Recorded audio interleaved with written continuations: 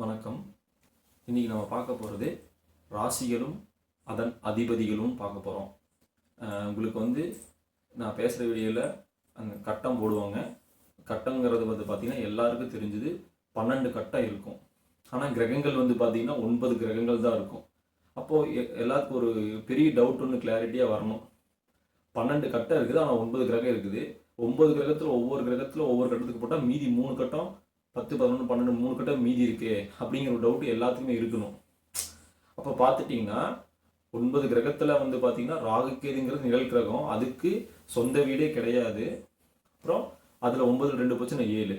அப்போ 7ல் பார்த்தீங்கன்னா சூரியனுக்கு சந்திரனுக்கும் 2 வீடுகள் தான் இருக்கும். மீதி 5 கிரகத்துக்கு 2 வீடுகள் ஒரே கிரகத்துக்கு சொந்த வீடாக அமைஞ்சுக்கும். அப்போ 2 10, சூரியனுக்கு சந்திரனுக்கும் 2 வீடு 12. இதுதாங்க 12 கட்டத்தான். அப்போ அதிபதிகள் இப்படி நான் தெளிவாக சொல்லணும்னா மேசம் முதல் மீன வரை நான் சொல்கிறேங்க. போன வீடியோவில் பேசுனது பார்த்தீங்கன்னா 9 கிரகத்துக்கும் 12 கட்டத்துக்கும் என்ன டிஃப்ரென்ஸ்னு சொன்னேன். இப்போ 12 கட்டத்துக்கும் எது அதிபதிகள்னு நம்ம பார்ப்போம்.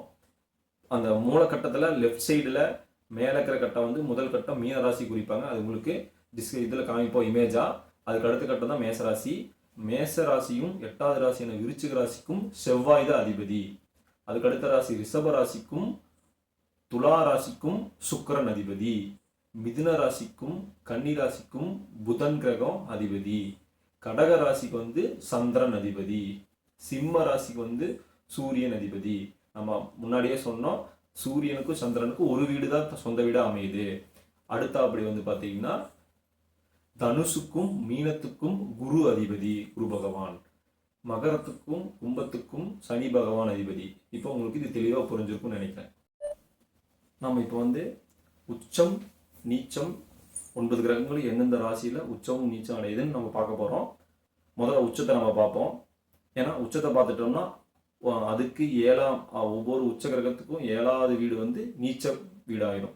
இப்போது முதல் ராசியான மேச ராசியில் சூரிய பகவான் உச்சமாகிறார். 2வது ராசியான ரிஷப ராசியில் சந்திர பகவான் உச்சமாகிறாரு. 4வது ராசியான கடக ராசியில் குரு பகவான் உச்சமாகிறாரு. 6வது ராசியான கன்னி ராசியில் புதன் பகவான் உச்சமாகிறார். புதன் பகவானுக்கு மட்டும் நான் சொல்லியிருக்க முன்னாடியே விதிகளுக்கு இருக்கு. அதேவே ஆட்சி வீடு தன்னோட வீடையே ஆட்சி வீடாகவும் உச்ச வீடாகவும் ஆகிறதுக்கு புதன் பகவான் கன்னி ராசியில் மட்டும்தான்.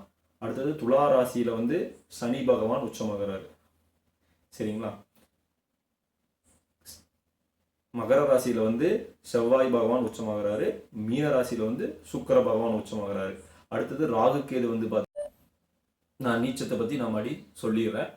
நீச்ச வீடுங்கிறது எக்ஸாம்பிள் சொன்னேன். மேச ராசியில் சூரியன் உச்சமாகிற வீடு, அதுக்கு எதிர்த்தாப்படி 7ஆம் வீடு துலா ராசி சூரியன் நீச்சமாவார். ரிஷப ராசியில் ராகுவும் உச்சம் சந்திரனும் உச்சம். அதுக்கு 7வது வீடான விருச்சிக ராசியில் ராகு நீச்சமாவார், சந்திரனும் நீச்சமாவார். விருச்சிக ராசிக்காரங்க எல்லாத்துக்குமே சந்திரன் நீச்சம் இப்படின்னு சொல்லலாம்.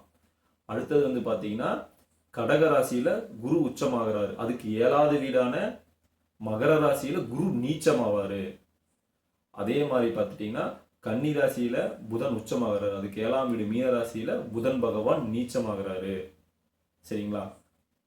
அப்புறம் பார்த்தீங்கன்னா மகரத்தில் செவ்வாய் உச்சமாவார். அதுக்கு 7ஆம் வீடான கடகத்தில் செவ்வாய் நீச்சம்.